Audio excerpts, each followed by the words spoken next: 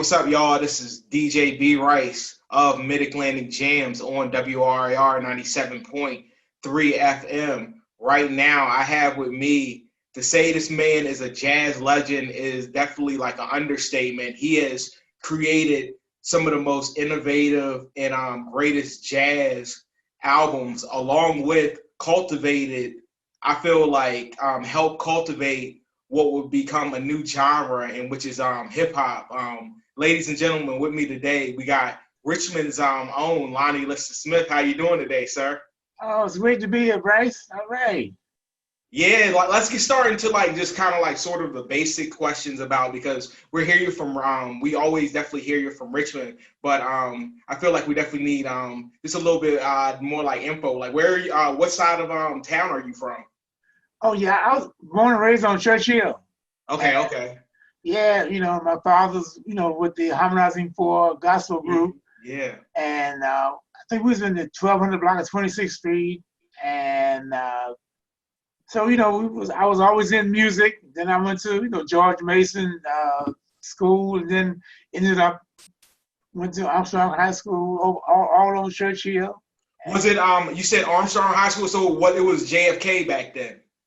Oh no, shoot, no, man, that was Armstrong High School. JFK is much later. Okay, okay, okay. I got you. Okay, because it went back to Armstrong High School. Okay, well it was okay. It was originally Armstrong, and then it went to I guess what JFK. Yeah, Then it went back. Oh, okay, that's good. yeah. It went back to it's definitely back to Armstrong. But yeah, that's definitely like real cool. Would you just seeing all of just all this history happen in Richmond? Would you expect did you ever expect to see some of the things that you did today when it comes to just 2020 when it comes to what happened with the monuments? Oh, isn't that something? Yeah, That's a great question because when I grew up back in the day, shoot, I guess everybody just took it for granted, but but as time go on, eventually, the truth has to come out, and 'cause we do live in the United States of America, yeah, so we're supposed to be all united and working together, and we can't have all this crazy separation and all that because it's not fair. So it's good, that they finally trying to straighten, and get history straightened out correctly.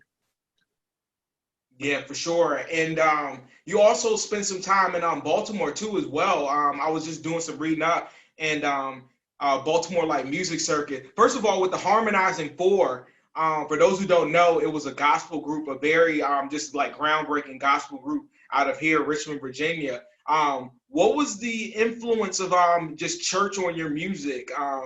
And did that carry over in like Baltimore? Because I know Baltimore is a heavy church city as well.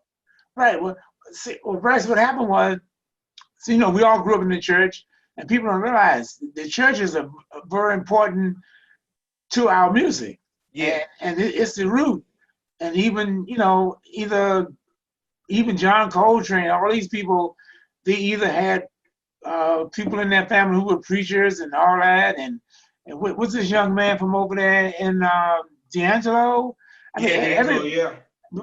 basically all the great ones came. Aretha Franklin, all of them came out of the church, and so the Harmonizing Four, all these groups used to just come by the house. The Soul Stirrers. I met Sam Cooke, and they would have these big festivals at the mosque. But I think they call it the Landmark Theater now. Yeah, the But mosque, back yeah. then it was the mosque. Yeah, I remember And, that. and all those big gospel shows. And so the Harmonizing Four would do the shows in Richmond, and someone else would go to Philly, Dixie Hummingbirds, and then went from city to city and these big gospel festivals. And so I was just surrounded by music 24/7. And so, and what happened was, I guess I expanded on all the things I learned with the gospel and and out of the church, because I'd expanded it and got into the first record that took off on me was Expansions. Yeah. Expand your mind. I just expanded that route, and that's what happened. And I was gonna say too, you stayed in Baltimore, then you ended up going to New York, where you are definitely on like just like the NYC circuit, collaborating with people such as Pharoah Sanders and Miles Davis too, as well on Big Fun, right? Correct? Oh man, because when I was in Baltimore, I went to Morgan State University and I Shout out to graduated. Morgan, Yeah. 88.9 FM, Oh my goodness. WEAA. All right, you got it. Yeah, And so, yeah. Well, I have to used to. My dad's actually a minister in Baltimore. ah, Yeah, okay. he's a minister in Baltimore. Like he pastors a church. So like we used to listen to like WEAA like on the way from school like every day. Well, that's it. Well, I went to Morgan State University, worked all over Baltimore, Ethel Ennis, the Royal Theater, everything. But then, like you said, I went to New York and started working with Art Blakely and the Jazz Messengers, Max Roach, Rahsaan Roland Kirk, a whole lot of singers, Betty Carter, Joe Williams, Al Hibbler. And then Pharoah Sanders and I got together and created history. Then Gacho Barbieri and I got together and created some more history. And then I finally got with Miles Davis, and that was fantastic. That was the icing on the cake. And if you study the history, everyone that worked with Miles Davis, once they finished working with Miles, they automatically formed their own group. And that's what happens because Miles is such a great influence. And how did just you getting signed Flying Dutchman and the getting introduced to Bob Thiel happen? Okay, well, what happened was Bob Thiel produced all of John Coltrane's records, on Impulse, and he produced all kinds of great people. So he started his own label, Flying Dutchman. So Pharoah Sanders, he did the first album, Karma. Yeah. I was on that record, and I did all of Pharoah's records on Flying Dutchman. And then I did Leon Thomas, he did the yodeling. Yeah. And he did it. I did Leon Thomas' first record on Flying Dutchman. I did all of Gato Barbieri records on Flying Dutchman. And Gil Scott-Heron was on Flying Dutchman. Yeah, he was, yeah. Right. And so y'all had a stacked roster for I think it got distributed by RCA, but at first it was independent, right? Right, independent. And then eventually we ended up with RCA because that's when that did expansion. But Bob Thiel called me one day. I was working with Miles Davis. He said, Lonnie, people, are talking about you all over the world now because they heard me playing with everyone else. So they said, well, it's time for you to do your record. I said, okay. So Bob, I signed with Flying Dutchman. And the first record was Astral Traveling. Yeah. And I used Entombed. Entombed was, Entombed, he had the big hit Juicy Fruit. Yeah, he was playing congas on Astral Traveling. And so then we did Cosmic Funk. He was in the Cosmic Echoes, wasn't he? Entombed? Yeah, for a minute. Yeah, in the beginning. Yeah, way before he started, Juicy Fruit and all that. Because he was working with Miles also, Entombed. And but when I did the third record, Expansions, Bryce, it just took off worldwide. And the people at RCA called me in. They said, you got to get a manager. You're on the charts. And they had to run back and print more records because people all over the world wanted it. And that's what happened.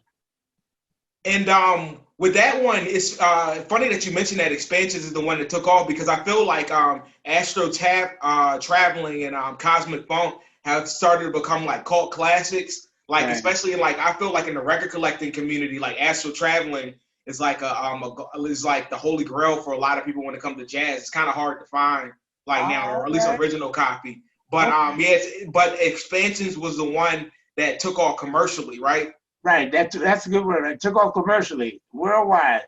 I mean, I went to London. It was they said and when I got to London, they said you the godfather of jazz fusion funk, and I mean, Expansion, people just worldwide just fell in love with it. And how did the Cosmic Echoes just develop or become to be? Because it was 2 albums that y'all released together under the Cosmic Echoes name, right? Or was it 3? Might have, I have to look. But what happened was, I was doing a lot of studying. And so, like I said, I expanded on that church thing, and I started studying religions and philosophies all over the world. And then I found out basically all philosophies and religions are saying the same thing. They want peace, love, unity, harmony, the whole bit. So that's why I said expand your mind, because we all want the same thing. So why are we fighting? And so I was studying one day and I saw this thing that said all sounds and everything we hear is a reflection of the cosmos. So I said, okay, the cosmic echoes. And so I said, that's why I came up with the name. Oh, man, that's definitely dope. Let's go into I feel like New York. How did just living there affect just how your music sounded? And I bet just the atmosphere just around that time. Yeah, that was it, right? Because at that time, I mean, New York was so creative. It was fantastic, and you had more clubs. You had more radio stations. Like now, you only got, I think, Sirius FM and stuff like that. But back then, you had all these great radio stations all over the country. And New York was the capital, I guess, of jazz. And so you'd be walking down this Broadway or whatever, or you go into the music stores, and you just run into all these great musicians because everyone lived there. And so that's what happened. It was just a very creative time.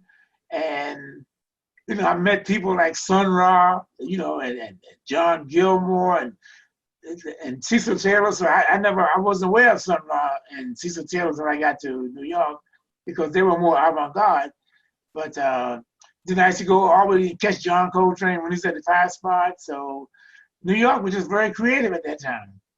And let's talk about, because I can't even front, it's interesting to me just like when you talk about just like different labels, how did you wind up, how did your relationship with Flying Dutchman end, and how did you end up on Columbia eventually? Oh, well, that's what happens, because everything was, expansions took off, all the records were doing good. And then what happens is other companies see all this and they say, oh, well, okay, let's sign him. And by that time I had a manager, and so the different companies started calling. And so he talked to Columbia Records, and the deal that they offered, was very good. So then we went with, Columbia. But that was a little bit different though, because when on these big labels, Columbia had Johnny Mathis, Barbra Streisand. They had, it was all the big artists, and so it was different from Flying Dutchman, because Flying Dutchman was on a smaller scale. Yeah. So I get to Columbia, they assign you a producer. But when we were on Flying Dutchman, Bob Field would let the artist just, be himself. So, each one was different. But on Columbia, it worked out. We did 4 records. And eventually I ended up back, because Bob Field started another record label. And Dr. Jazz. That was it. So so we went back, and then that one did real good. And another thing too as well, I was gonna ask you is, when did sampling first get on your radar? Because I do a hip hop show, of course, so we're about to get into some of your more known samples. But when did that just start to come about? I guess, was it Tetrasonic when they did Expansions? Okay. I think they sampled Expansions, and then that's when you become aware of it, because but I found out the younger kids discovered jazz through the samples. Yeah. They'll hear the sample and they say, oh, I like that. Then they go search out the original. So that's good that they discovered jazz and us through samples. Yeah, that's like my deal, because you just hear it in a record and you're like, oh, what's that sample? And then before you know it, you're in the crib cooking dinner to Expansions, really just digging just the jazz just feel. But you also worked with a legend, rest in power, Guru from Gangstar. How was that working with him on Jazzmatazz? And Bryce, that was interesting because, he was on EMI Records. Yeah. So they called me, and I was living here, and they in Virginia, and they called me and said, we'll fly you to New York, and we'll pay you X amount of dollars. That was good. We'll give you a percentage, and because we want to do this new project, Jasmine has, and they use a different artist on each song. And Donald Byrd was on one. I think Roy Ayers on another one. Yeah. And so I said, okay. So I was in New York. I wasn't doing anything. They flew me to New York, put you up in a hotel. And that was interesting because it worked out. And then, even Donald Byrd and I went on tour with Guru for a minute. And you found out that they were really into jazz. They go to Donald Byrd and I would go to the jazz record stores, and we get there, and they would all be there. All this, Guru and all the rappers, they'd be there looking for samples, and I said, oh, okay. So it was good to hang out with them because that's how they did. They discovered jazz the same way that way. And what are some of your favorite records that you that hip hop artists have sampled from you? Well, of course, I guess when Jay-Z sampled did God in the Peace and did President, I mean, they say that really took off for Jay-Z. Yeah. Everybody just fell in love with it. And then when Mary J. Blige sampled it, God in the Peace and Take Me As I Am, I really was impressed because it was a great production, strings and everything. And the video everything was very professionally done.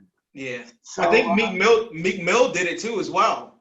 Oh yeah, he just did it, and that took off. I think it went gold, and so 3 different generations.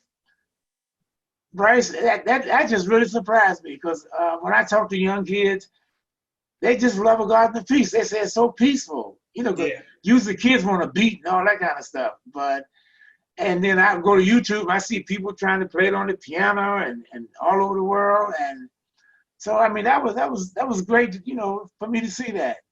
And that was dope for you to clear it too. And we're able to work with Jay on clearing that sample because you don't, sometimes that doesn't happen like when it comes to like sample clearance. But like it was such a, but with you allowing Jay to use that, one of the greatest hip hop songs in history was made because of it. Oh, you're right, Bryce, because people don't realize there's a whole 1,000 mixtapes out there, and they sample, but they don't have to pay you. So but like you said, when they do the real sample, like Jay-Z and Mary J. Blige and Meek Mill, they contact the publishing company, and then they all work out deals, and so that's professionally done. Yeah, for sure. My favorite is probably definitely the one of it was on Your Love Is All, the Answer album that Conscious Daughters just did it. That's one of my favorite samples. I'm pretty sure there's some others that we don't definitely realize but yeah, that was super, super dope. Oh yeah, because I went on when you told me about it. I went on YouTube. That's the Daughters that they did it right. It was good. Yeah, it definitely was. Well, we've had the legend in the building, Lonnie Liston Smith. What are you up to? Just like these days, of course, everybody is just in the house, like chilling for like the most part. But what are you just doing like these days? I remember I saw you a few years back on TV and stuff, and on a local channel. But okay. What you been up to? Well, Bryce, right now, the whole music industry shut down worldwide. I mean, it's amazing. Right. I talk to people in all over Europe and Japan because they're Facebook or Instagram, and the music industry is not doing anything. And just like I was just watching CNN, they done shut down California, San Francisco. I mean, so curfews, people can't do anything. So this is very interesting. So I guess we have to see what happened in 2021. Because I remember you were telling me that you were out doing tours and stuff like that before. Because I remember before this even happened, we were trying to make this happen in the studio. But like you were out like touring and stuff. But by the time we were able to make it like happen, like COVID. That was it. Really like happened. So yeah, like it's crazy how this is kind of like stunted like live shows like this summer. Who knows what we could have seen if it wasn't for COVID? Like we could have probably seen Lonnie Liston Smith at like Dogwood Dell or something like that. Something like super right. slick. That's right. That's right. I remember that because I was in California and London, but I got back home in time. So because like now, you can't, musicians from America can't go into certain countries. So things have really changed. Yeah, for sure. But definitely, thank you for taking this time out to talk with us today. All right, Bryce. That's great. For sure. Lonnie Liston Smith, y'all, Mid-Atlantic Jams, WRIR. Stay tuned. All right, brother.